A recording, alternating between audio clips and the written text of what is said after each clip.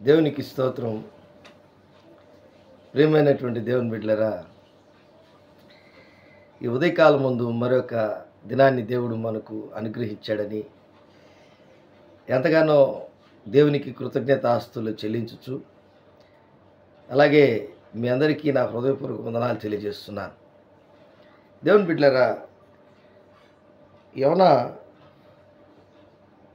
గ్రంథము 2వ అధ్యాయంలో మనము 1 నుంచి 10 వరకు చూస్తే యెహోవ మత్స్యము కడుపులో నుండి, చేప కడుపులో నుండి ప్రార్థన చేయడం.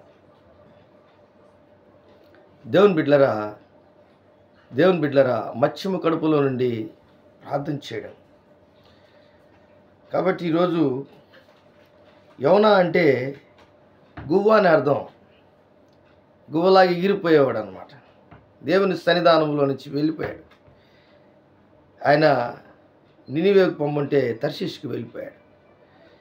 కాబట్టి అక్కడ ఆయనకు వచ్చినటువంటి కష్టం, నావలో వచ్చినటువంటి ఇబ్బంది, ఆయన్ని ఆ నావలో నుంచి బయటికి త్రోసివేయడం, దేవుడు ఒక పెద్ద చేపకి లేక మత్స్యముకి ఆయన ఆజ్ఞ ఇవ్వడం, ఆ మత్స్యము కడుపులో, చేప కడుపులో ఆయన 3 దినాలు ఉండడం మనము చూస్తున్నాం. అయితే ఈ యొక్క వాక్యం చదువుకుంటున్నాం. కానీ దీంట్లో ఒక ముఖ్యమైనటువంటి విషయం ఏంటంటే, ఆ చేప కడుపులో నుండి, మత్స్యము కడుపులో నుండి ఆయన ప్రార్థన చేయడం, పశ్చాత్తాపముతో కూడినటువంటి ప్రార్థన చేయడం. దేవుని పట్ల ఒక అవగాహన కలిగినటువంటి వాడు ఏ విధముగా తిరిగి దేవునితో సమాధాన పడుతున్నాడో మనకు ఈ 2వ అధ్యాయం 1వ వచనం నుంచి 10వ వచనం వరకు చూస్తే మనకు అర్థమవుతుంది. ఆ మత్స్యము కడుపులో నుండి యెహోవాను ఇలాగూ ప్రార్థించెను. నేను ఉపద్రవములో ఉండి యెహోవాకు మనవి చేయగా ఆయన నాకు ప్రత్యుత్తరం ఇచ్చెను. పాతాళ గర్భములో నుండి నేను కేకవేయగా నీవు నా ప్రార్థన అంగీకరించి ఉన్నావు. దేవునికి స్తోత్రం. అంటే దేవుడు ఈ ప్రార్థనను బట్టి మనము, ఒక మనుషుడు ప్రార్థన చేసేదానికి ఏ స్థలమైనా సరే సరిపోతుంది. మనుషులందరూ చేసినటువంటి ప్రార్థనలన్నిట్లో ఇది ఒక వింతైనది. ఇది ఎవరికి కూడా ఇలాంటి అనుభవం బైబిల్లో ఎవరికి లేదు. అయితే చాలామంది రకరకాల భూమి మీద గాలి పీల్చుకుంటూ, ప్రకృతిని ఆస్వాదిస్తూ, లేక కొండల్లోకి వెళ్ళి, ఏకాంతంకి వెళ్ళి, లేక సముద్రము దగ్గరికి దరిని వెళ్ళి, లేక ఇంకా రకరకాలుగా మనము మన ఇంట్లో గదిలోకి వెళ్ళి, ఇలాగ మనం చర్చిలోకి వెళ్ళి ప్రార్థన చేస్తాం. కానీ యెహోవాకి అలాంటి ఛాన్స్ లేదు. అక్కడే ఆయన 3 రోజులు పశ్చాత్తాపడాలి. అందుకే అంటున్నాడు, యెహోవా 4వ వచనం అంటాడు, 2వ అధ్యాయం 4వ వచనం, నీ సన్నిధిలో నుండి నేను వెలివేయబడినను నీ పరిశుద్ధాలయము తట్టు మరలా చూచిదను అనుకుంటుని.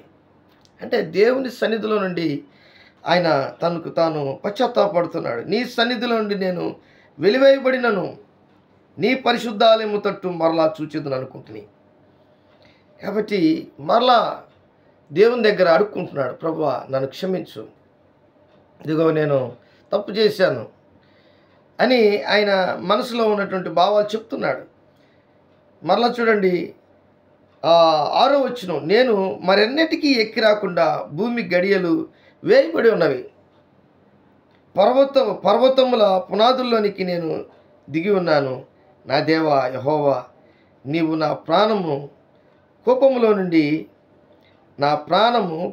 నుండి పైకి రప్పించి ఉన్నావు. దేవునికి స్తోత్రం. హల్లెలూయా.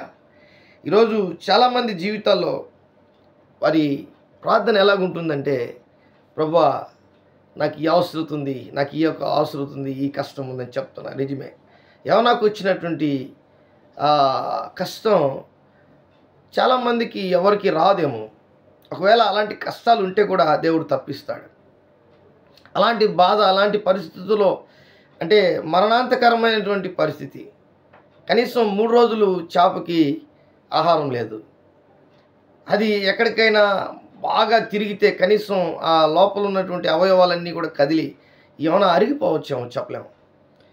ఆయన ఆహారం అయిపోవచ్చేమో చెప్పలేము. కానీ అలాంటి పరిస్థితుల్లో యోనాకి బదులుగా యోనాకి చేప కడుపులో ఆయన 3 రోజులు ఉపవాసం ఉంటే నీరు లేవు, ఆహారం లేదు, ఏం లేదు. అలాగే ఆ మత్స్యము కూడా ఏమి తినేదానికి లేదు. నోరు తెరిస్తే నీళ్ళన్నీ వచ్చేస్తాయి. ఇలాంటి పరిస్థితిలో ఆలోచించండి, దేవుడు ఆ పశ్చాత్తాపడేదానికి యోనాని ఆ చేప కడుపులో పెట్టాడు 3 రోజులు. ఎందుకంటే ఆయన దేవుని పనివాడు, ఆయన ప్రవక్త.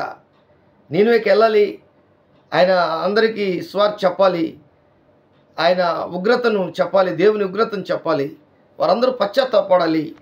ఇవన్నీ కూడా దేవుని యొక్క ప్రణాళిక. కాబట్టి ఈరోజు నీ జీవితంలో, నా జీవితంలో, మనందరి జీవితంలో, ఒక విశ్వాస జీవితంలో కొన్నిసార్లు మనం పొరపాటు చేస్తుంటాం. ఏంటి ఆ పొరపాటు అంటే దేవుని సన్నిధానంలో అంటే వెళ్ళిపోతుంటాం. అదే 4వ వచనం, నీ సన్నిధిలో నుండి నేను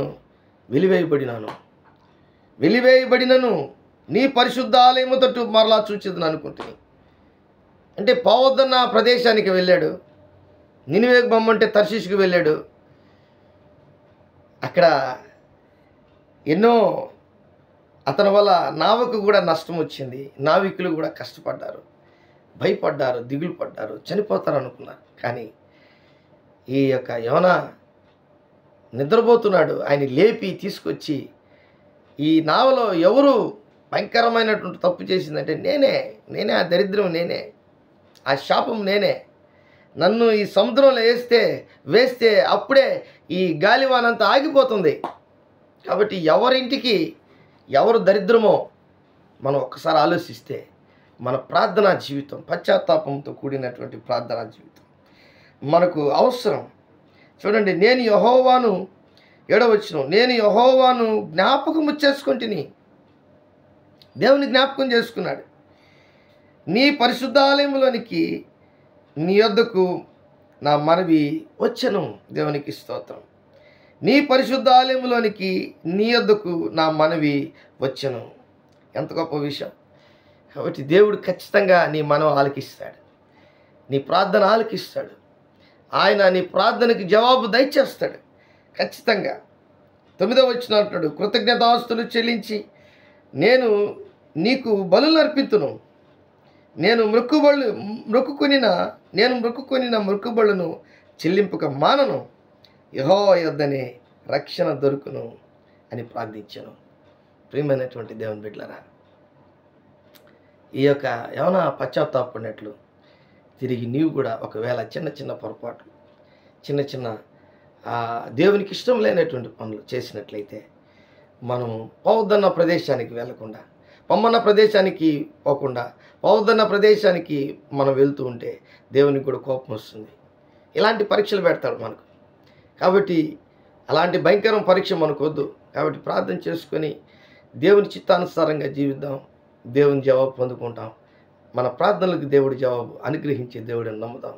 ప్రేమ నమ్మకం కలిగినటువంటి నా యేసయ్య, కూడి వచ్చినటువంటి బిడ్డలను, ఈ యొక్క వీడియో చూస్తున్నటువంటి బిడ్డలను దీవించండి, ఆస్వాదించండి. నీ మెండైన దీవెనలు ప్రభువా నీ బిడ్డలకి దయచేయండి. వారు చేస్తున్న ప్రార్థనకు జవాబు దయచేయమని నజరేయుడైన యేసు నామములో అడిగి వేడుకుంటున్నాను తండ్రి. ఆమేన్, ఆమేన్.